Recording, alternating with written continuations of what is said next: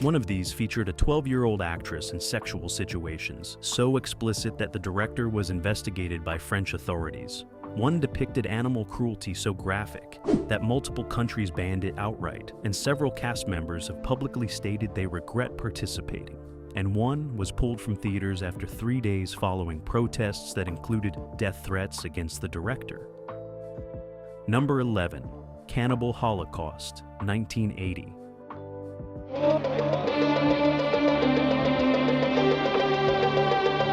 Ruggero Deodato made this Italian horror film for FD Cinematografica with a budget of approximately $100,000 and delivered what remains the most genuinely disturbing found footage film ever made.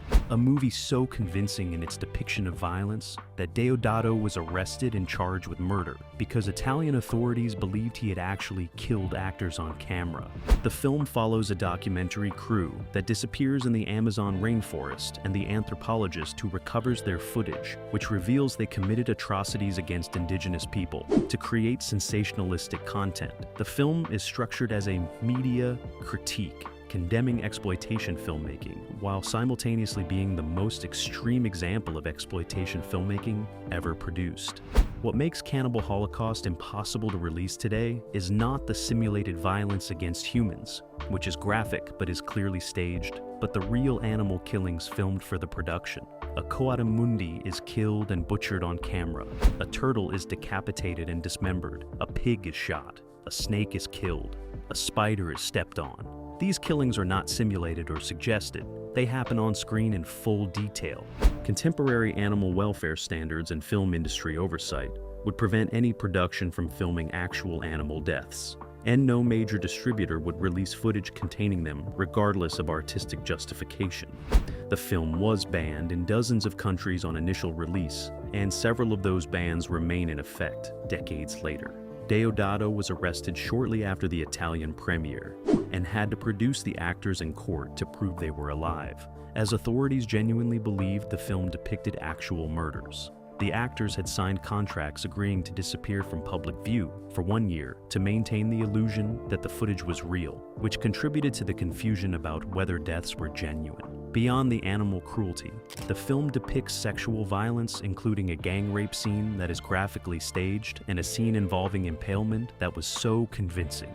Authorities used it as evidence that Deodato had committed murder. The actress had to demonstrate in court how the special effect was achieved. Contemporary standards around depicting sexual violence, particularly the requirement that such depictions serve clear narrative purpose and not be presented as titillating, would prevent the film from being made as Deodato made it. The irony is that Cannibal Holocaust is genuinely sophisticated in its critique of media exploitation, showing documentary filmmakers committing atrocities to create footage they can sell, suggesting that the real cannibals are the media consumers demanding ever more extreme content.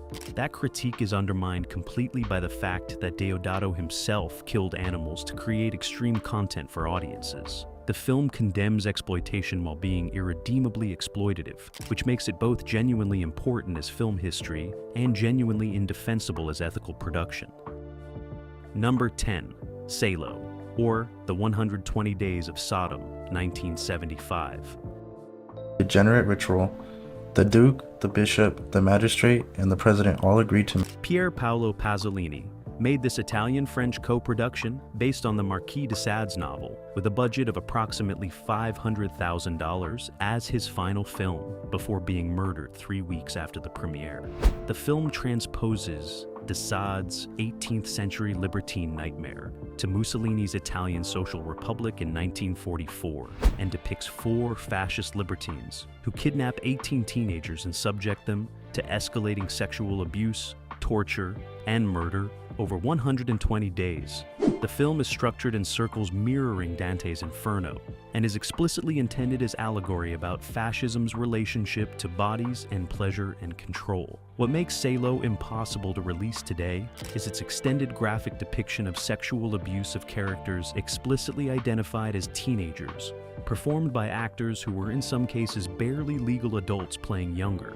Contemporary standards around depicting minors or characters presented as minors in sexual situations, even in clearly allegorical or critical contexts, would prevent any major studio from releasing it. Several streaming services that carry other Pasolini films specifically exclude Salo from their catalogs despite its canonical status in film history. The film depicts forced coprophagia, sexual torture, scalping, tongue removal, eye gouging, and genital mutilation in extended sequences that Pasolini frames with operatic detachment, using static camera and theatrical staging to create aesthetic distance that makes the horror more rather than less unbearable. The victims are dehumanized systematically, reduced to objects for libertine experimentation, which is precisely Pasolini's point about how fascism operates, but the depiction of that dehumanization requires showing it in such detail that the line between critique and participation becomes impossible to locate with certainty. The film was banned in multiple countries and remains banned in several, including South Korea. The British censors refused to classify it for decades. When it was finally released in the UK in 1993, it was adults only with substantial content warnings. The film's defenders, including many prominent film scholars, argue that its extremity is necessary to convey the reality of fascist violence, and that sanitizing that violence would be dishonest. Its detractors argue that, regardless of intent, the film requires actors to perform acts and audiences to witness content that is inherently exploitative. Pasolini was murdered before he could defend the film publicly or explain his intentions fully. His death 3 weeks after the premiere has contributed to the film's mythological status and to ongoing debates about whether it represents the pinnacle of political filmmaking or the nadir of exploitation disguised as art. What is undeniable is that no contemporary studio would finance or release it, that streaming platforms largely refuse to carry it, and that the cultural and legal standards that have evolved since 1975 make its production and distribution in similar form impossible. Number 9. A Clockwork Orange, 1971. To be in and out of institutions like this, no more in than out for most of you. Stanley Kubrick made this one for Warner Brothers based on Anthony Burgess's novel with a budget of approximately $2 million and delivered a film so controversial in its depiction of violence and so disturbing in its implications about free will and state control that Kubrick himself withdrew it from British distribution after receiving death threats and learning that crimes were being committed by people claiming inspiration from the film. Malcolm McDowell plays Alex, a teenage delinquent in a dystopian future Britain who leads his gang in ultra-violence including assault, rape, and murder, is eventually captured and subjected to behavioral conditioning that removes his capacity for violence and his free will simultaneously. What makes A Clockwork Orange impossible to release today in the form Kubrick created is its extended graphic depiction of sexual violence presented with musical accompaniment and choreographed staging that makes it simultaneously horrifying and aesthetically composed. The home invasion sequence in which Alex and his droogs assault a writer and rape his wife while Alex sings Singin' in the Rain is among the most disturbing scenes in mainstream cinema, precisely because Kubrick films it with the same formal control he brings to every other element, making the violence feel both real and performative. The film's depiction of the Ludovico technique, in which Alex is forcibly conditioned through aversion therapy involving violent imagery, raised questions about whether the film itself was performing similar conditioning on audiences, forcing them to watch violence while claiming to critique it. The extended sequences of Alex's crimes, presented largely from his perspective with his voiceover narration providing sardonic commentary, create uncomfortable identification with a character who is genuinely monstrous. Kubrick withdrew the film from British distribution in 1973, after learning that several crimes had been committed by perpetrators claiming inspiration from the film, including a rape case where the attackers sang Singin' in the Rain during the assault, directly copying the film's most infamous scene. Whether the film actually inspired these crimes, or whether criminals used it as a convenient excuse is debatable, but Kubrick's decision to withdraw it suggests he believes some connection existed, or at least that the potential for harmful influence was sufficient to warrant removal. The film remained unavailable in Britain for 27 years, until after Kubrick's death in 1999, when his estate allowed it to be re-released. That extended suppression, undertaken by the director himself, represents an acknowledgement that the film's content created genuine risks that artistic merit could not fully justify. Contemporary filmmakers might attempt similar subject matter, but would face pressure to frame violence differently, to avoid aesthetic composition that might be read as endorsement, and to provide clearer moral positioning than Kubrick's deliberately ambiguous approach. Number 8. The Last House on the Left, 1972. Martha, these girls, want to buy some grass. Come on in. Wes Craven made this one for Sean S. Cunningham Productions and Lobster Enterprises with a budget of approximately $90,000 as his directorial debut, and delivered what remains one of the most genuinely upsetting exploitation films ever made by American independent cinema. The film follows two teenage girls who are kidnapped, tortured, raped, and murdered by a gang of criminals, and the subsequent revenge taken by one girl's parents when the killers unknowingly seek shelter in their home. The film was marketed as exploitation, but was made with documentary-style realism that stripped away the protective distance most exploitation provided. What makes The Last House on the Left impossible to release today is the extended assault and murder sequence, which runs approximately 25 minutes and depicts the sexual torture and killing of teenagers with a sustained brutality that most horror films avoid. Craven shoots it without music, without cutaways, without any aesthetic choices that might make it easier to watch. The effect is genuinely traumatic rather than thrilling, which was Craven's intention as a response to Vietnam War violence being sanitized in mainstream media, but which also makes the film almost unwatchable. The film was heavily censored in multiple countries, with the assault sequences cut substantially or removed entirely. The uncut version was banned in several jurisdictions and remains unavailable in some markets. Contemporary standards around depicting sexual violence, particularly the requirement that such depictions be clearly necessary to the narrative and not presented in ways that could be interpreted as titillating or punitive toward victims, would prevent the film from being made or released in its original form. Roger Ebert gave the film 0 stars and called it disgusting, noting that while he understood Craven's intentions about depicting the reality of violence, the execution felt exploitative regardless of stated purpose. The debate about whether the film's extremity serves its anti-violence message or undermines it has continued for decades, with defenders arguing that sanitizing violence is dishonest, and detractors arguing that depicting it in such detail crosses ethical lines, regardless of intent. Craven himself expressed ambivalence about the film in later years, acknowledging that he made it as a young director attempting to create something genuinely disturbing and succeeding beyond his intentions. He noted that contemporary audiences had been desensitized to violence through media exposure, and that the film no longer had the shocking impact it had in 1972, but that the assault sequence remained difficult to watch because it was designed to be unpleasant rather than entertaining. Number 7. Pink Flamingos, 1972. I'm starving to death for some eggs. Please, Babs, come in and give me some eggs. John Waters made this one for Dreamland Productions with a budget of approximately $10,000 and delivered what he explicitly designed as the most disgusting film ever made. A movie that would establish his reputation as the Pope of Trash and that would push every boundary of taste and decency that mainstream cinema observed. Divine plays Babs Johnson, who holds the title of filthiest person alive, and must defend that title against rivals Connie and Raymond Marble, who kidnap women, forcibly impregnate them, and sell the babies to lesbian couples to fund their heroin empire. What makes Pink Flamingos impossible to release today is not any single scene, but the cumulative effect of deliberate transgression, including real, unsimulated sexual acts, coprophagia, bestiality implications, and violence presented without any pretense of artistic justification beyond provocation. The film's most infamous moment, in which Divine eats actual dog feces on camera, is real rather than simulated and was performed specifically to create an image so disgusting that it could never be topped or forgotten.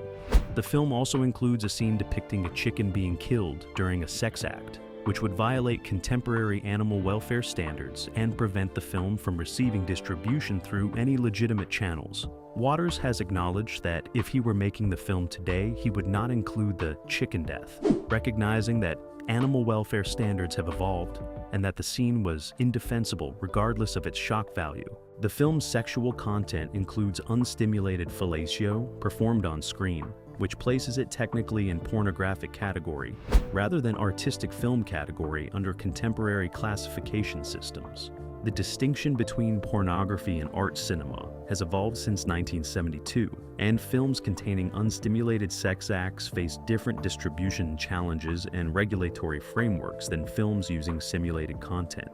Beyond specific content violations, Pink Flamingos represents an approach to filmmaking that contemporary standards have systematically excluded from mainstream distribution.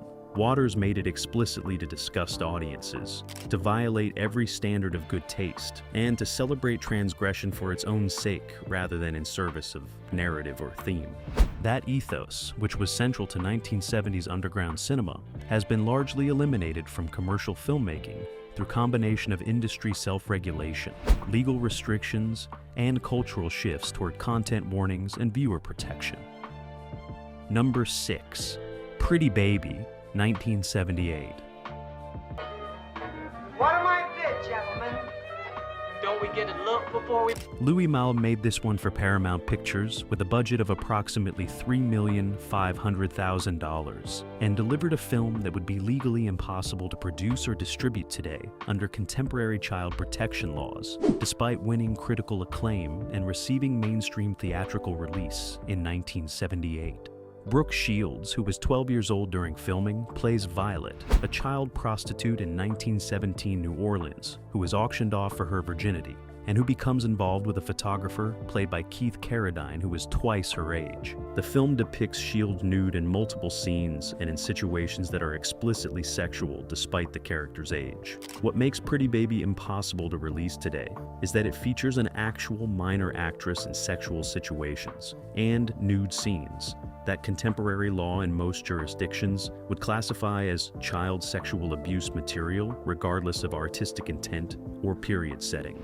The film's defenders argued then and now that it depicts historical reality, that child prostitution existed, and pretending otherwise is dishonest, and that Malle treats the subject with seriousness rather than exploitation. Those defenses are irrelevant under current law, which prohibits sexualized depictions of minors in film regardless of context or artistic merit. Shields herself has given conflicting statements about the film throughout her life, at various times defending it as important work and acknowledging that her mother's decision to allow her participation was inappropriate. The film's production required special permission from Shields' mother, who signed waivers allowing the nude scenes. Contemporary child labor laws and industry standards would prevent a parent from authorizing such content, and no film commission would approve a script requiring sexualized depictions of an actual minor. Paramount released the film theatrically with an R rating, which seems incomprehensible given the content, but reflected different standards in 1978 about what constituted exploitation versus legitimate period drama. The film made approximately $5,500,000 domestically and received generally positive critical reception, with several reviewers praising Malle's restraint in depicting the brothel environment and Shields' performance as naturalistic and unaffected. The film exists in a legally complicated space today. It remains available through certain distributors, but several countries have banned it outright or restricted its availability. Streaming services generally decline to carry it.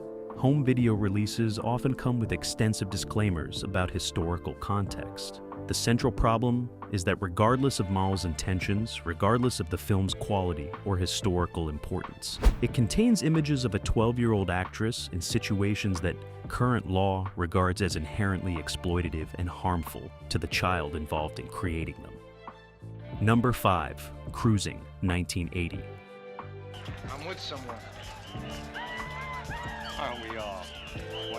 William Friedkin made this one for United Artists with a budget of approximately $11 million and delivered a film that generated protests before, during, and after production that was accused of promoting homophobic violence, and that depicted gay sexual subculture with a graphic explicitness that mainstream American cinema had never attempted. Al Pacino plays Steve Burns, an undercover police officer who infiltrates New York's leather bar scene to catch a serial killer targeting gay men.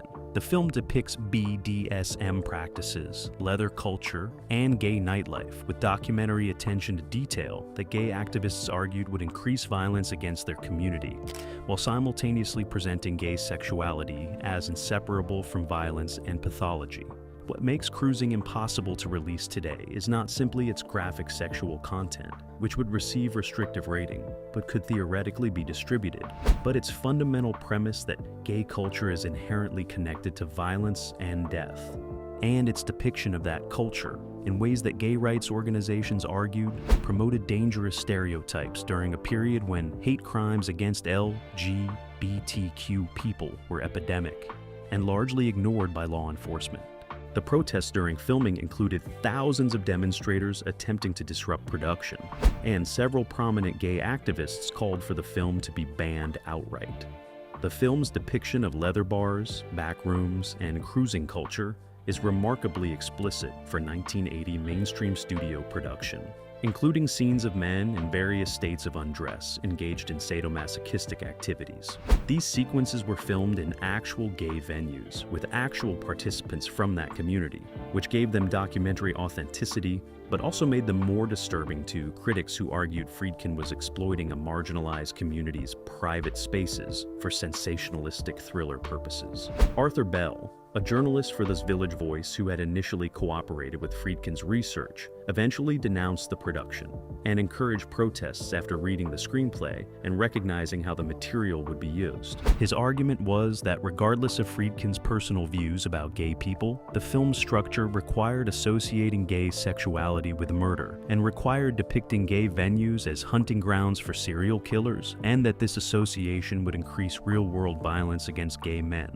The ending, which suggests that Burns himself has been transformed by his immersion in gay culture and may be continuing the murders, was particularly controversial because it implied that gay sexuality was communicable pathology rather than innate orientation. Contemporary LGBTQ media's advocacy organizations like GLAAD maintain guidelines about responsible depiction of LGBTQ's characters and storylines, and Cruising violates essentially every one of those guidelines, while also depicting the community in ways that are factually accurate to a specific subculture that existed at that time, creating impossible contradiction between historical authenticity and responsible representation. Unhinged. Number 4. I Spit on Your Grave, 1978.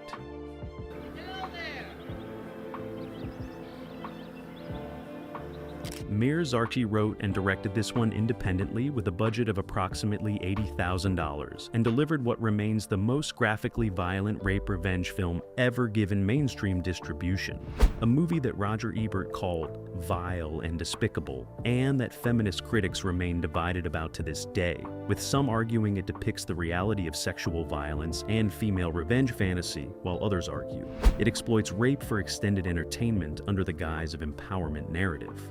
Camille Keaton plays Jennifer Hills, a writer who travels to rural Connecticut and is gang raped by 4 men in extended assault sequences running approximately 45 minutes total, after which she methodically murders each of them in elaborate revenge killings. What makes I Spit on Your Grave impossible to release today in its original form is the extended duration and graphic nature of the rape sequences, which Zarchi films with sustained attention that critics argue transformed them from depicting assault into providing titillation for audiences consuming rape as entertainment.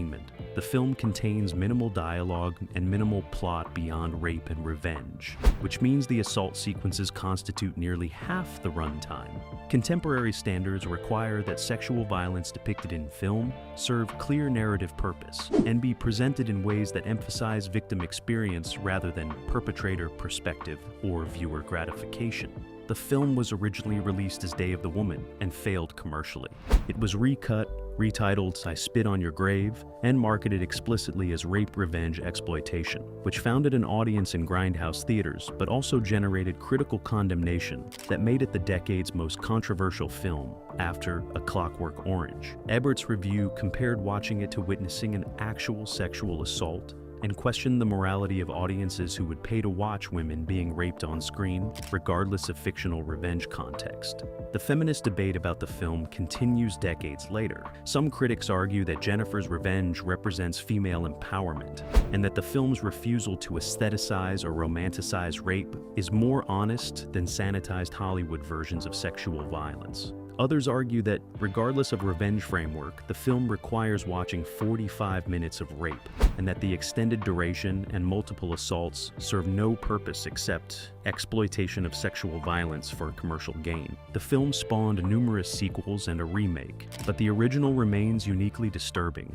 because Zarki's amateur filmmaking strips away any professional polish that might provide aesthetic distance. It feels genuinely unpleasant rather than thrilling, which supporters argue is appropriate for depicting sexual violence, but which also makes it unwatchable for many viewers who recognize that watching suffering for entertainment is ethically fraught, regardless of whether the suffering is fictional.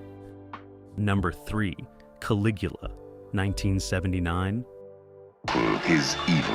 No evil was more treacherous. He's mad! Tinto Brass directed this one for Penthouse Films International with a budget of approximately $22 million.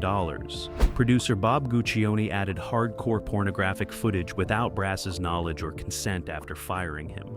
And the result was a film that combined prestigious theatrical production values and major actors including Malcolm McDowell, Peter O'Toole, Helen Mirren, and John Gielgud, with unsimulated hardcore sex scenes, creating something that existed in the space between art film and pornography, and that satisfied neither category's audience while becoming one of the most notorious productions in cinema history. What makes Caligula impossible to release today is not that it contains explicit sexual content, which adult-oriented streaming platforms could theoretically carry, but that it was created through combination of fraudulent inducement of prestigious actors who did not consent to appearing in pornographic film and editorial decisions made without director approval that violated the artist's intentions and transformed the project from historical epic into something closer to prestige pornography.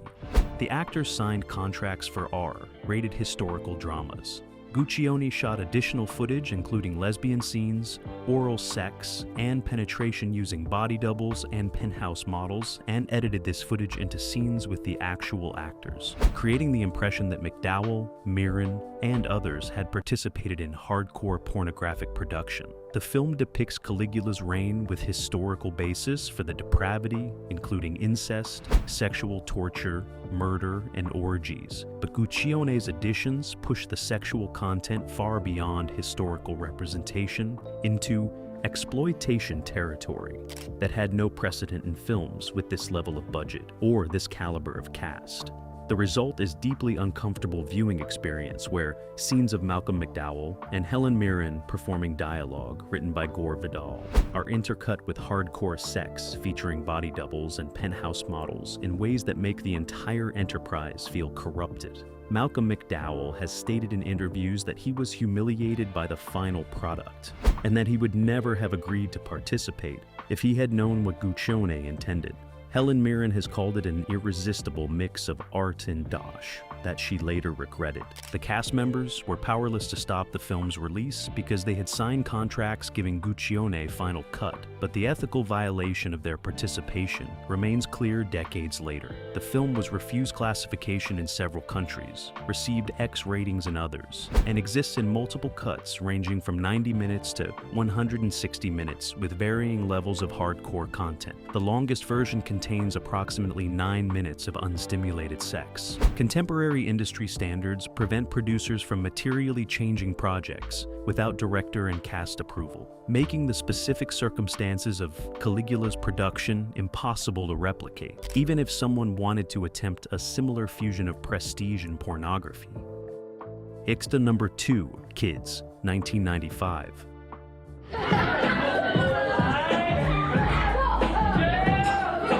Larry Clark made this one for Shining Excalibur Pictures with a budget of approximately $1,500,000 and delivered a film so controversial in its depiction of minors engaged in drug use, violence, and graphic sexual activity that it was released without MPA, AA rating because the rating board could not determine whether NC-17 was sufficient or whether the content required outright refusal of classification.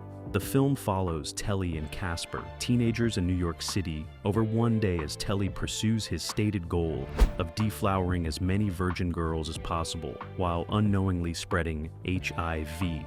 The cast consisted primarily of actual teenagers, including some who were minors during production, performing in scenes depicting drug use and sexual activity. What makes Kids impossible to release today is that it depicts characters explicitly identified as minors, played by actors who, in some cases, were actual minors, engaging in sexual activity, including a rape scene at the film's conclusion. Contemporary standards absolutely prohibit any sexualized depiction of minors in film, and the combination of actual minor performers with sexual content would make the production itself illegal under current child protection laws in most jurisdictions. Several actors were under 18 during filming and appear in scenes involving simulated sex, which today would be classified as creating child sexual abuse material regardless of artistic intent. The film was defended on release as documentary-style realism, depicting how actual teenagers lived in mid-90s New York, showing drug culture, sexual behavior, and HIV risk that existed, but that mainstream media refused to acknowledge. Clark and screenwriter Harmony Korine argued that sanitizing teenage life was dishonest and that the film performed a public health function by showing consequences of unprotected sex during the AIDS epidemic. Those defenses, whether valid or not, would be legally irrelevant today because the actual participation of minors in sexual scenes would constitute crime regardless of educational value. Miramax initially planned to distribute the film but faced potential NC-17 rating that would make it commercially unviable. Harvey Weinstein created a separate distribution company to release it unrated, which allowed theaters to implement their own age restrictions, but avoided MPAA rating that would have prevented many theaters from screening it. The film made approximately $7,400,000 domestically and generated enormous controversy, with several prominent critics calling it child pornography disguised as social realism. Chloe Sevigny, who was 19 during filming and whose career launched with this film, has given conflicting statements about it over the years, at various times defending its importance and acknowledging discomfort with how it depicted teenage sexuality. The question of whether the film exploited its young performers or gave them voice remains contested. But what is undeniable is that contemporary law and industry standards would prevent its production regardless of which interpretation is correct. Number 1. Irreversible, 2002. Gaspard Noé made this French film for Studio Canal with a budget of approximately €5,800,000 and delivered what remains the most structurally radical and most genuinely unwatchable examination of sexual violence and revenge ever produced by a major studio. The film is structured in reverse chronological order, beginning with the aftermath of revenge and moving backward through events to the assault that motivated it, forcing the audience to watch a brutal murder before understanding what caused it, and to experience an extended graphic rape scene with the knowledge that the revenge it provokes will accomplish nothing except additional violence. Monica Bellucci and Vincent Cassel star in a film that has caused audience members to faint, vomit, and walk out at screenings worldwide. What makes Irreversible impossible to release today in its original form is the 9-minute unbroken take depicting Bellucci's character, Alex, being raped and beaten in an underground tunnel, filmed with unflinching camera that never cuts away or provides any aesthetic distance from the assault. The scene is not the longest rape scene in cinema history, but it is the most brutal and most realistically staged, with Bellucci's performance so physically and emotionally convincing that watching it feels like witnessing actual assault. Contemporary standards require that depictions of sexual violence serve clear narrative purpose and be filmed in ways that do not exploit victim suffering for audience response. The film premiered at Cannes in 2002 and generated immediate polarized response, with some critics calling it masterpiece and others calling it torture porn disguised as art. Roger Ebert gave it 4 stars, while acknowledging it was so disturbing he could not recommend anyone watch it. The film's reverse chronological structure means audiences must watch the rape scene knowing that the revenge they have already witnessed did not restore anything, did not provide justice, simply added more violence to the world, which makes the assault even more unbearable because its pointlessness is already established. Noé has defended the film as anti-violence statement, arguing that depicting sexual assault realistically rather than sanitizing it forces audiences to confront the horror they normally choose to ignore, and that the reverse structure prevents catharsis or satisfaction from revenge because audiences have already seen that revenge accomplishes nothing.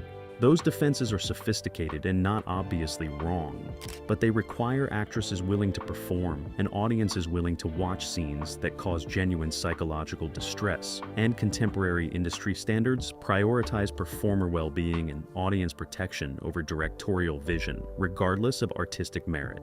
The film's opening also contains strobe effects so intense that they have triggered seizures in epileptic viewers, and contemporary accessibility standards require warning about such content and often require modifications to reduce seizure risk. Noé refused to modify the strobing and stated that audience discomfort was an intentional element of the film's design, which represents exactly the kind of director first rather than viewer protection of first approach that contemporary standards have systematically eliminated from mainstream distribution.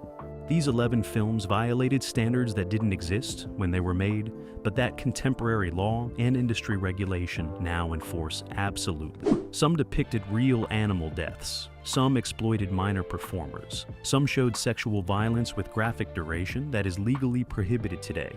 All of them represent boundaries that have been permanently closed.